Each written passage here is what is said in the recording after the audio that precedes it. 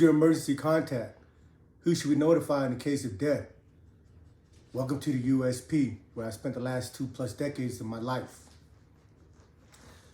I'm in Lewisburg, Pennsylvania, doing the SMOOTH program. It's SMU, Special Management Unit. As you already know, it's just 23 and 1. More than that, but you're supposed to get wrecked 5 times a day. Every section, every floor has their set time of wreck, so you know when to expect to go to wreck. And we always, for me, it's mandatory that I go out to wreck. Not that anybody says it's mandatory, but it's mandatory for me because that's the time I can go out and relieve myself of the freaking confinements of my cell, even for an hour. It does a lot of good for your psyche, because being in there, especially with the humidity and the heat, it's just a miserable place. But as right now, there's not a lot of Asian Islanders anywhere through the system outside the West Coast. So when you go to all these other different prisons and stuff outside of Arizona, outside of California, Seattle, and Arizona maybe, there's only a handful of Asians. And being in Lewisburg, there was no different. So there wasn't enough homies for us. They put 3 cells to a cage, 6 people. On a tier with just me and the homie Easy. So they wrecked us with paisas. But these dudes weren't like paisas from across the border. One of them was from Virginia. He spoke perfect English, grew up in America, been in the military. But he ended up being on a yard where he had to either decide to be a Sereno or a paisa because they weren't letting him be an independent or any of that stuff. So he was forced to be part of the paisa car. Same thing with the other Mexican dude. He was blood out of Denver. Cool dude. These are all cool individuals. Like for me, when it comes to these Mexicans, I understand the situation is a lot different for them than it is as opposed to me being Asian Islander.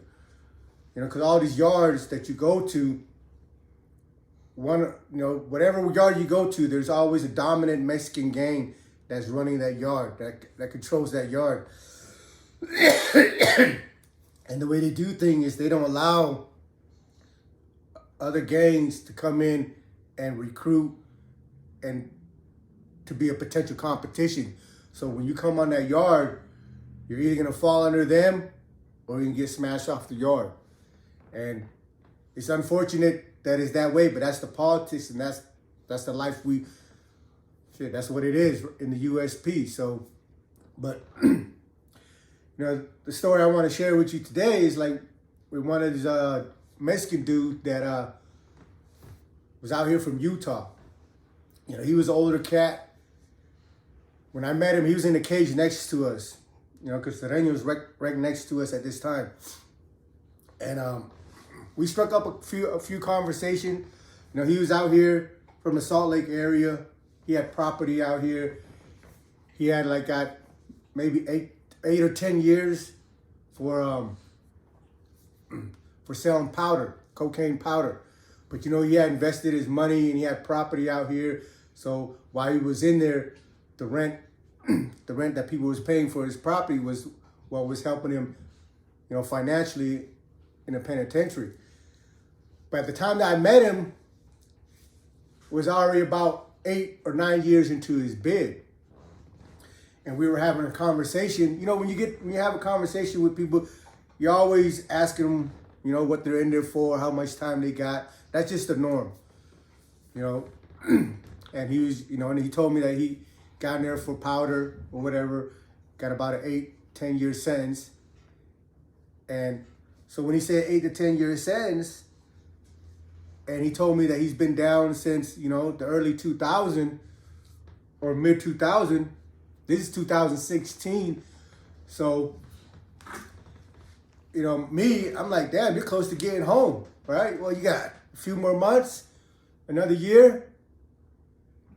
I didn't, he told me he had 8 to 10 years. So, and he already told me he's been down 8 or 9 years already at the time. So when we were striking the conversation, for me, I'm excited for him like, oh man, you're getting close to going home. Shit, hell yeah. And but when I said it, I said, damn, you should be getting close to getting home. Are you excited? Like, what are you gonna be doing when you get out? When I mentioned that, because this is in the beginning of our conversation. Like, I can see his facial expression change, and I can almost hear the air being released from his chest, like. And I mean, automatically, while I'm engaging in the conversation, I knew that something was amiss, because, you got 1 year left.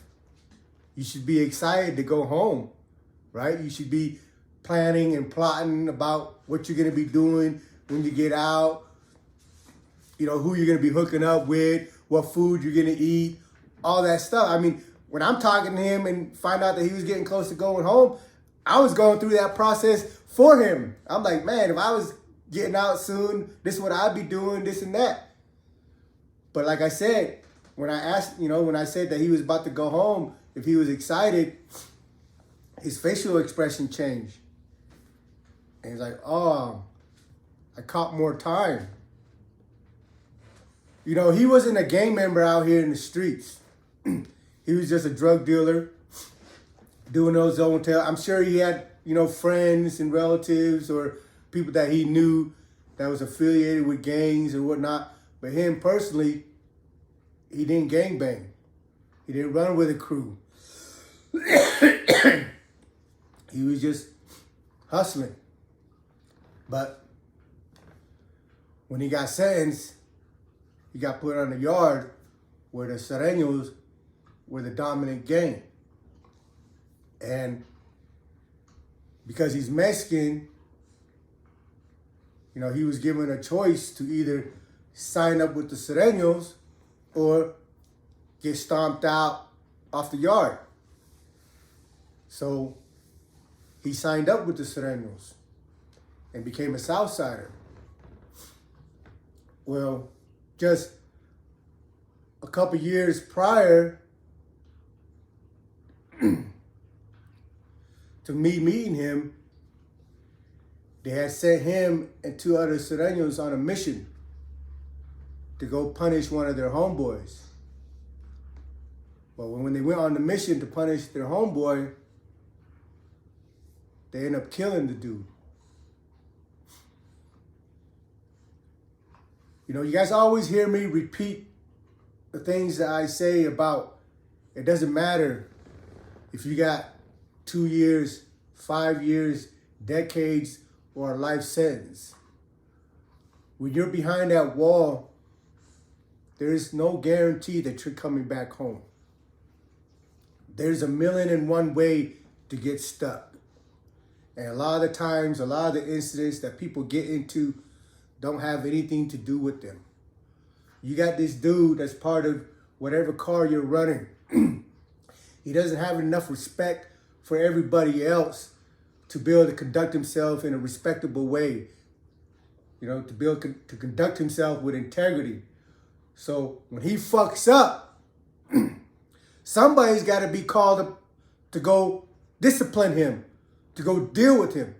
You're minding your own business. You're doing whatever you're supposed to do to get along in the penitentiary.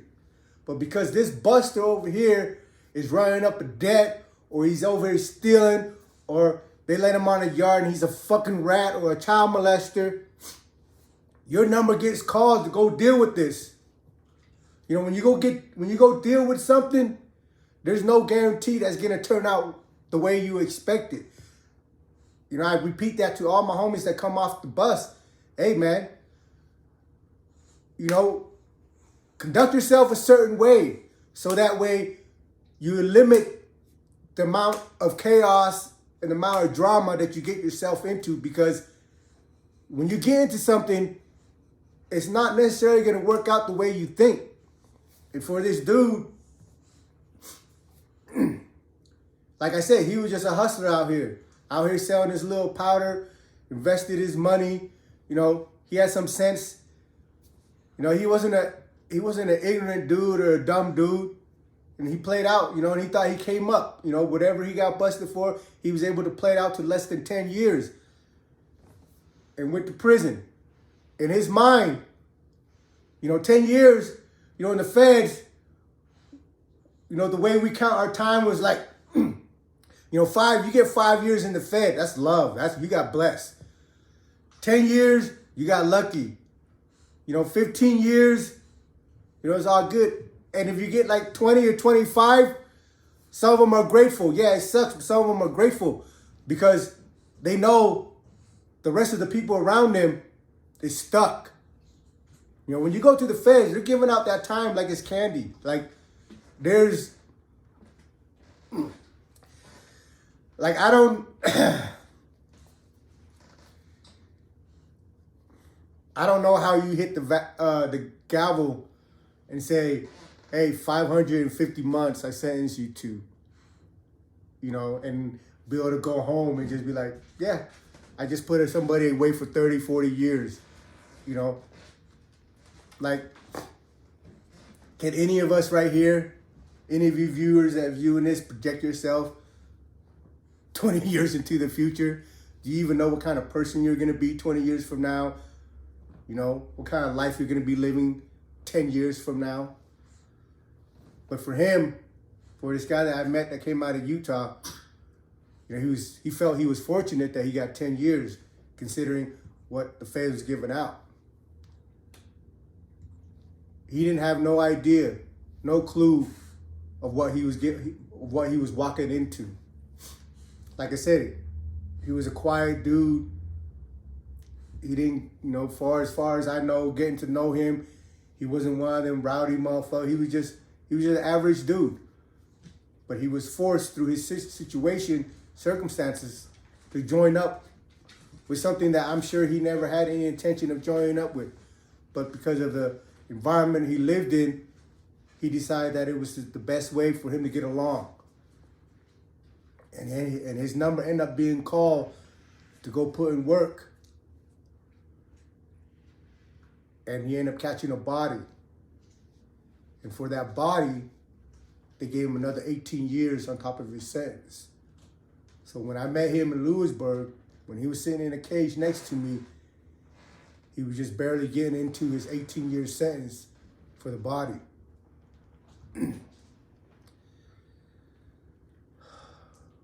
But you know, this story that I just shared with you is not uncommon.